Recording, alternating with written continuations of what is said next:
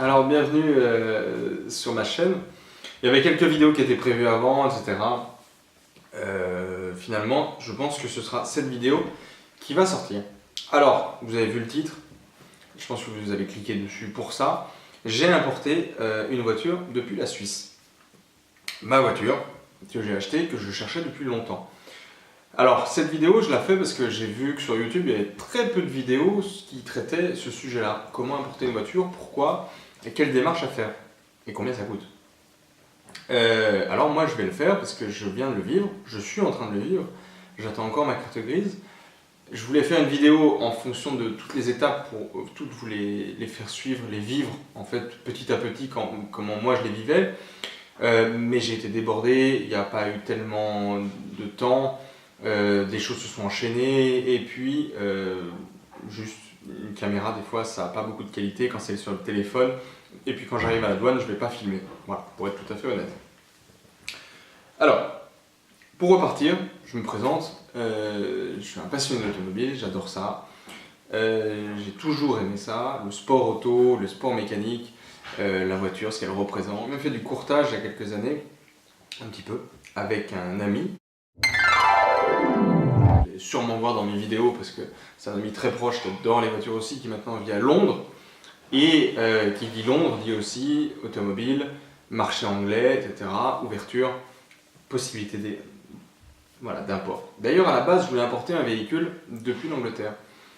Et ce qui m'a un petit peu freiné, il y a deux choses, c'est la revente, la conduite, parce qu'elle est de l'autre côté, donc il y a un marché de la conduite à droite en France, mais c'est un marché qui est parallèle, puisque les prix sont un peu moins élevés, etc. Mais ça se revend. Il ne faut pas croire que les conduites à droite en France, c'est pas... Voilà. Mais j'avais un budget qui me permettait d'aller un petit peu vers des conduites à gauche. Et si j'importe un modèle conduite à droite, ce sera sûrement une anglaise, genre Lotus ou des choses comme ça. Donc ça, dans ces cas-là, je referai une vidéo pour le faire vivre aussi, cette expérience-là. Parce que c'est très différent. Malgré l'Europe, je me suis aperçu que même l'Allemagne, même l'Italie, c'est compliqué. L'Italie, il faut passer par un transporteur professionnel. J'ai failli acheter une voiture là-bas et quand j'ai vu la galère que c'était, avec tout ce qu'on dit en plus sur l'Italie, etc., alors justifié ou pas, j'ai pas voulu prendre ce risque-là. Donc cet ami qui est à Londres, on a beaucoup parlé, etc., j'ai failli acheter une voiture en Angleterre, et puis j'ai cherché, je vous passe tous les détails. Bref, j'ai trouvé une voiture en Suisse. En gros, j'hésitais entre Porsche Boxster première génération, 986, 2 litres 7 ou 3 litres 2, pas le 2 litres 5, ou BMW Z3 en 2 litres 8 ou 3 litres. Voilà, c'était vraiment ces deux voitures-là. Pourquoi, on verra après, je vous ferai une présentation de la voiture où je vous expliquerai pourquoi. Là, ce qui est important, c'est l'import. Comment ça s'est passé? Parce que je pense qu'il y en a beaucoup qui voudraient et qui essaient. Pourquoi la Suisse? Parce que déjà, il y a un gros marché de l'occasion. Ce sont des gens qui ont souvent besoin de changer de voiture parce qu'ils aiment bien rouler, mais ils aiment bien les voitures qui sont propres, qui sont assez neuves, qui ont assez peu de kilomètres, qui sont bien optionnées.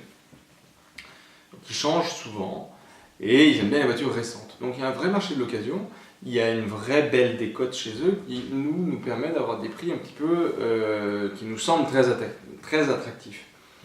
Le franc suisse est fluctuant, il faut faire attention à ça. Moi, quand j'ai acheté la voiture, le franc suisse était à 1,17. Donc pour 1 euro, j'avais un franc 17. Attention, il y a la douane payée quand on vient de Suisse. La douane, c'est minimum 20%. Si votre voiture a été construite hors communauté européenne, il y a 10% de frais de douane en plus. On y reviendra plus tard. Bien, quand vous avez trouvé votre voiture en Suisse, qu'est-ce qui se passe? Il faut aller la voir quand même, bientôt regarder, etc. À savoir tout de suite que la Suisse, il y a plusieurs cantons, ils parlent plusieurs langues. L'expertise chez eux, ça veut dire le contrôle technique. Et c'est le MFK en allemand. Voilà. Alors moi, je suis allé voir un Porsche Boxster, finalement il était un petit peu kilométré, je ne l'ai pas acheté. Et puis d'un seul coup, j'ai vu ce Z3 2 litres 8, Blue Atlanta. Que j'ai vraiment accroché avec cette voiture. Je suis allé la voir, je l'ai bloquée. Bon. Et puis arrive le moment où il faut l'acheter, et donc j'ai fait un virement bancaire, je suis allé la chercher, etc.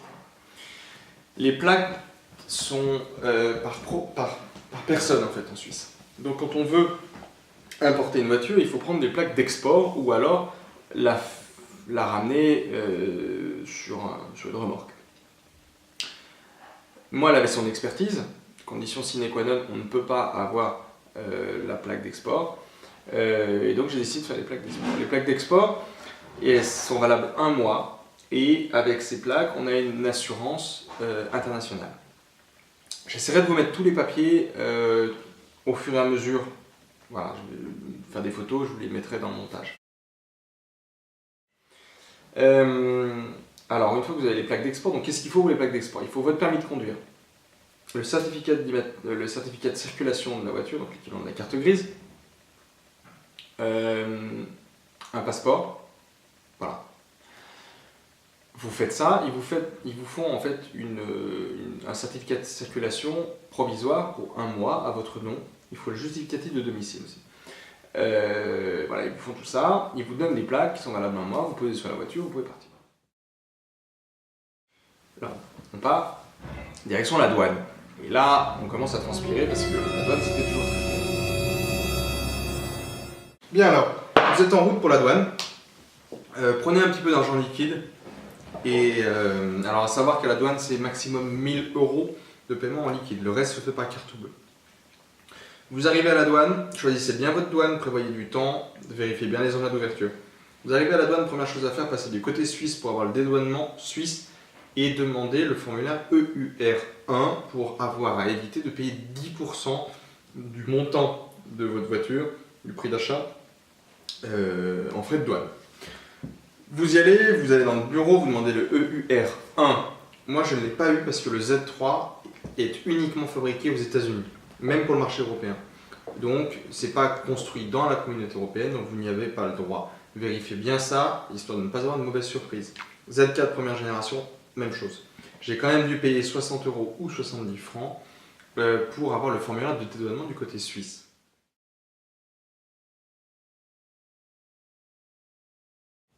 Donc je suis allé après du côté français. J'ai donné tous mes papiers, donc justificatif de domicile, certificat d'immatriculation, certificat provisoire pour les plaques, mon permis de conduire et une pièce d'identité. Ça prend du temps, ça prend 1 heure, 1 heure et demie. Ne trichez pas trop sur le prix de vente, le prix d'achat, parce qu'ils peuvent très bien exploiter la voiture ou prendre l'Argus, là vous serez perdant. Ce que je vous conseille, c'est juste de prendre l'annonce en photo, de lister tous les défauts que vous avez remarqués sur la voiture et de montrer la négociation que vous avez fait avec le propriétaire. N'annoncez pas sur le prix de vente, ne faites pas un faux contrat de vente. Ce qui arrive, ne faites pas un faux contrat de vente en annonçant un prix complètement fou. Parce que ça ne servira à rien. S'ils prennent l'Argus, vous êtes perdant. Donc, après, vous réglez donc pour ma part les 10%, plus la TVA qui s'applique aux 10% et le prix de vente, donc ça fait 32%.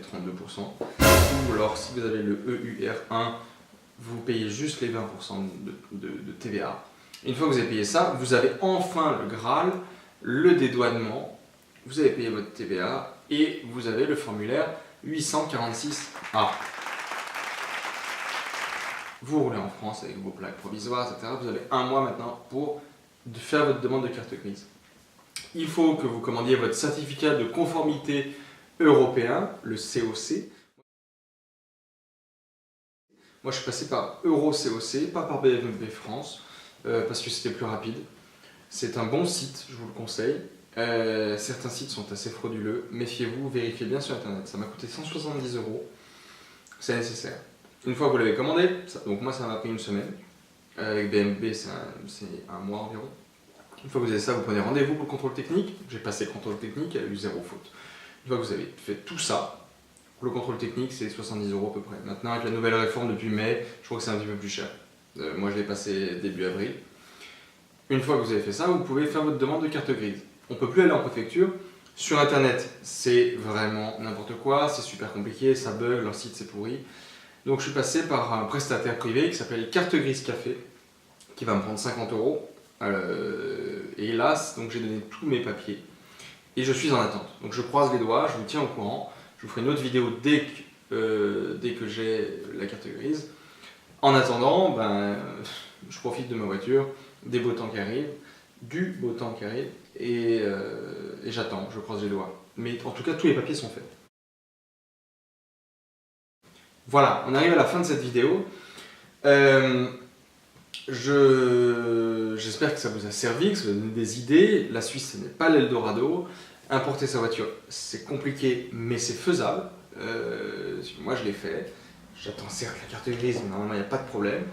Et donc, si ça peut vous donner des idées, si ça peut vous aider, n'hésitez pas à laisser un commentaire, à poser une question si vous avez, à mettre un pouce bleu, à vous abonner si vous voulez, parce que cette chaîne sera nourrie régulièrement. Il y a voilà, je vais vous faire une présentation de la voiture, je vais vous tenir au courant de l'avancée de la carte grise. Il y aura une présentation d'une Ferrari 360 Spider, d'une 458 Spider. Je vais aller aussi à l'inauguration, à la soirée de lancement de l'Automobile Paris. Enfin, voilà, tout ça, j'essaierai de vous faire des petits reportages afin de vivre ensemble notre passion de l'automobile. Voilà, je vous souhaite à tous une bonne soirée, une bonne journée si vous regardez ça le matin, je ne sais pas. Et puis, à très vite. J'espère que ça vous a servi. Allez, bye! ただいま帰りました。おかえり。予備校お疲れ様。朝とどこか違うような。